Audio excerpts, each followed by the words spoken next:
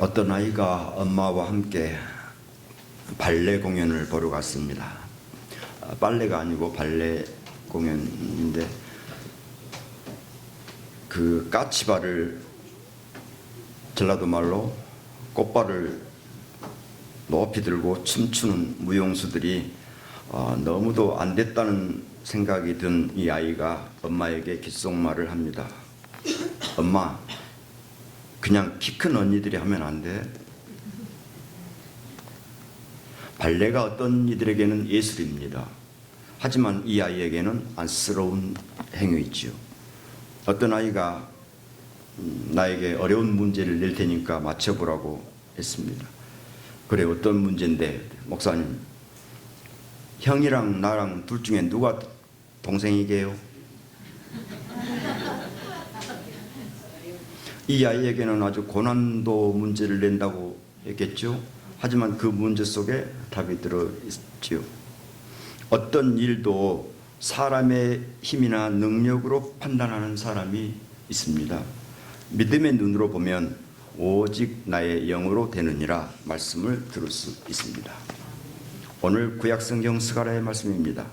포로 생활에서 돌아온 백성들에게 성전을 재건할 능력이 없었습니다. 주위에는 방해 세력까지 있습니다. 할 수 없다는 생각도 팽배해 있습니다. 이때 하나님 말씀이 들려옵니다. 이는 사람의 힘이나 능력으로 되는 것이 아니라 오직 나의 영으로 되느니라. 아멘 할 타임을 좀 잘 맞췄습니다. 한국 초대교회 한 집사님이 전도의 열이 붙어가지고 전도하지 않고는 배길 수가 없었습니다.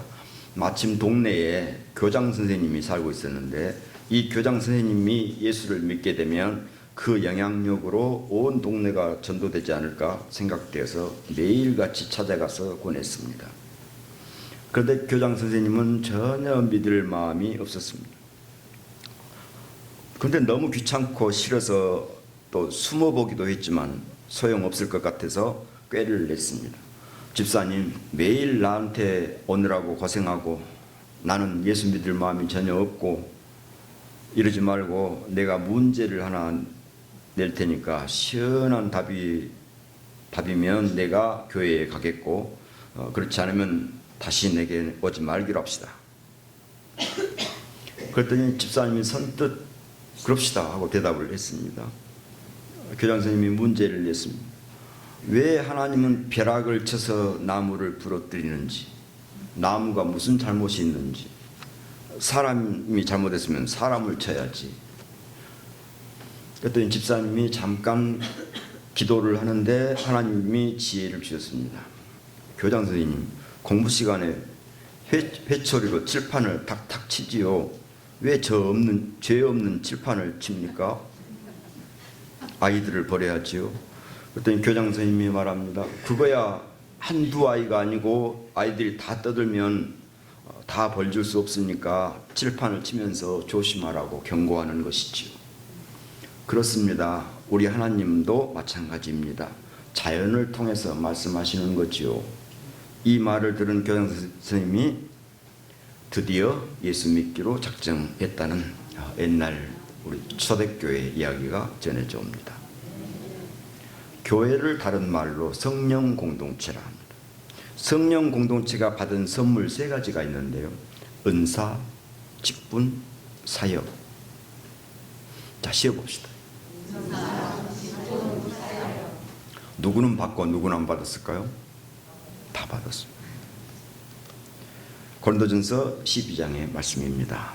고린도전서 12장 4절에서 7절 말씀을 함께 봉독하겠습니다. 은사는 여러 가지나 성령은 같고 직분은 여러 가지나 주는 같으며 또 사역은 여러 가지나 모든 것을 모든 사람 가운데서 이루시는 하나님은 같으니 각 사람에게 성령을 나타내심은 유익하게 하려 하심이라. 교회의 일은 하나님께서 하시는데 그 하나님을 성령이라고 합니다. 성령이 하시는데 도우미로 우리를 부르십니다. 도우미에게 주시는 3가지 도구가 있는데 아까 대답해 놓고 은사, 직분, 사역. 예. 그런데 이 은사, 직분, 사역의 최종 결과는 뭐냐면 7절에 각 사람에게 성령을 나타내시면 유익하게 하려 하십니다. 은사나 직분이나 사역을 주시면 유익하게 해요. 누구한테? 공동체에 유익하게 하려 하십니다. 그러니까 은사를 주신 목적은 뭐라고요? 유익하게 하시고, 직분을 주신 목적은 유익하게, 사역을 주신 목표는 유익하게 하려. 첫 번째로 은사는 공동체의 유익을 유익하게 하려 하심입니다. 은사는 무엇일까요? 오늘 고린도전서 12장 8절에서 10절 몇 가지입니까? 쉬어봅시다. 고린도전서 12장 8절에서 10절까지. 어떤 사람에게는 지혜의 말씀, 지식의 말씀, 믿음을, 병 고치는 은사를, 능력 행함을, 예언함을, 영들 분별함을, 방언 말함을, 방언 통역함을. 몇 가지? 9가지 뿐일까요? 몇 가지? 은사는 수억 가지인데 여기서 다 쓰면 다른 말씀을 못 쓰잖아요. 그래서 9가지만. 자, 그 중에서 3가지, 앞에 나오는 3가지 말씀, 지혜의 말씀을. 어떤 것이 지혜의 말씀이냐면 친근감의 말을 하는 것을 지혜의 말씀. 저분은 지혜의 말씀의 은사를 받았다 말할 수 있습니다. 칭찬하는 말, 긍정하는 말, 감사하는 말을 툭 치면 나오면 저분은 지혜의 은사를 받았다. 한번 옆 사람 툭 쳐보십시오. 칭찬하는 말, 긍정하는 말, 감사하는 말이 나오면 틀림없이 지혜의 말씀의 은사를 받았다. 두 번째, 지식의 말씀.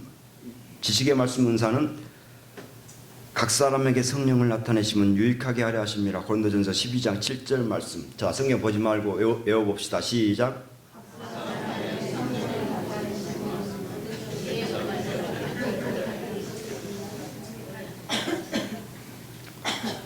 몇 장 몇 절? 12장 7절 말씀. 방금 외우신 분들은 지식의 말씀을 은사로 받은 것이죠. 못 외우신 분은 지식의 말씀은 안 받죠. 자, 믿음을 은사로 받은 사람은 어떤 일들을 사람의 힘이나 능력으로 하지 아니하고 하나님의 영으로 된 것임을 믿는 믿음. 이것이 믿음이죠. 믿음이 뭐냐면 어떤 일들을 사람의 힘이나 능력이 아니라 하나님의 영으로 된 것임을 믿는 믿음이 믿음이라는 것입니다. 이건 믿음, 이렇게 믿어지면 이분은 믿음의 은사를 받은 것이죠. 그 외에 병 고치는 은사, 능력 행함의 은사, 예언의 은사, 영들 분별 은사, 방언의 은사, 방언 통역의 은사, 어찌 이쁜 일이요? 갈라디아서 5장 22절 23절. 사랑, 기쁨, 평화, 오래 참음, 자비, 선함, 충성, 온유, 절제. 몇 가지? 여기도 9가지. 그러니 12장 31절 말씀. 너희는 더욱 큰 은사를 사모하라 말씀하시면서 더욱 큰 은사로, 그래서 고린도전서 13장이 시작되는 겁니다. 고린도전서 13장 내용이 뭐죠? 사랑. 고린도전서 13장 13절에 믿음의 은사, 소망의 은사, 사랑의 은사는 항상 있을 것인데 그 중에 제일은 사랑의 은사라. 은사를 말씀하는 겁니다. 고린도전서 13장 내용은 이제 보니까 사랑의 은사를 말하는 것이죠. 수억 개의 여러 은사가 있지만 그 중에 셋으로 요약하자면 믿음의 은사, 소망의 은사, 사랑의 은사 할 수 있는데 그 중에 더욱 큰 은사는 사랑의 은사이고, 은사를 주신 목적은 공동체를 유익하게 하려 하심이라 했으니 공동체의 해가 된다면 그것은 성령의 은사가 아니라 악령의 은사지요. 성령의 공동체로서 공동체를 유익하게 하는 은사가 충만하기를 축원합니다. 두 번째, 직분. 직분은 예수를 주라고 고백하는 유익을 주는 선물입니다. 예수를 주라고 고백하는 것도 유익입니다. 이 큰 유익을 주는 선물이 직분입니다. 어떤 직분을 주십니까? 디모데전서 3장에는 감독과 집사로 명명되었는데 교회가 시대마다 달리 이것을 달리 해석해서 여러 직분들이 생겨났습니다. 그런데 중요한 것은 직분을 주신 목적입니다.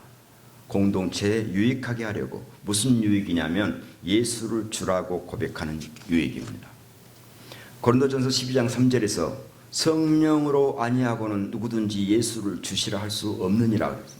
예수를 믿고 예수를 믿은 즉시로 바로 주여 합니까?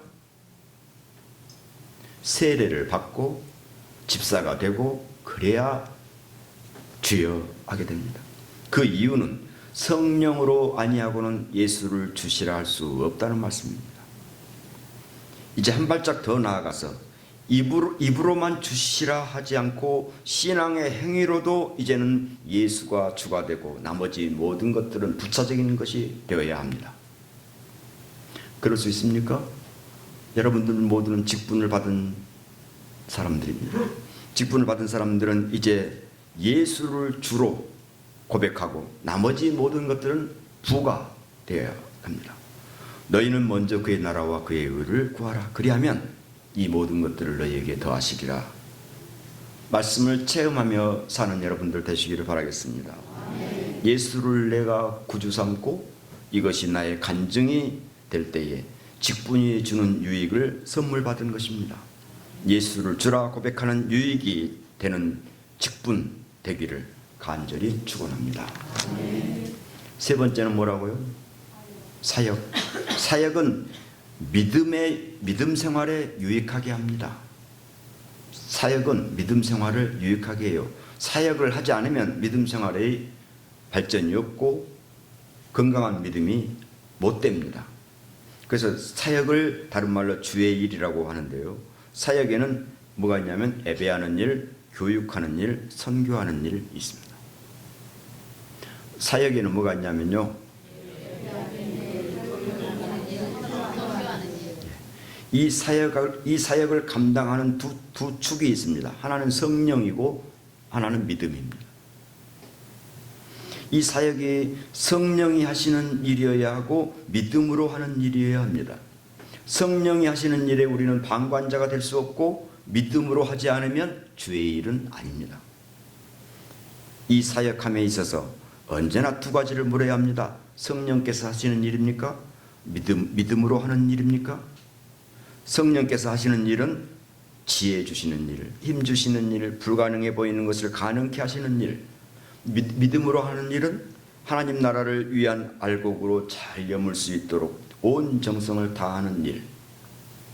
믿음의 유익을 주지 않으면 사역 주의 일이 아닙니다. 곧 세상 일이 되고 맙니다. 그러므로 믿음의 유익을 주는 사역을 감당하는 성령 공동체 되기를 간절히 축원합니다. 예수를 주라고 고백하는 유익이 함께하는 직분을 맡은 성령 공동체이기를 소망합니다. 공동체에 유익을 주는 은사 공동체, 성령 공동체 되기를 간절히 축원합니다. 오늘 우리에게 은사를, 직분을, 사역을 주신 하나님께 영광을 돌립니다. 우리가 하나님께로부터 받은 선물, 은사와 직분과 또 사역을 잘 감당할 수 있도록 성령 공동체 되기를 소망합니다. 주님께서 함께해 주옵소서. 예수님 이름으로 기도하옵나이다. 아멘.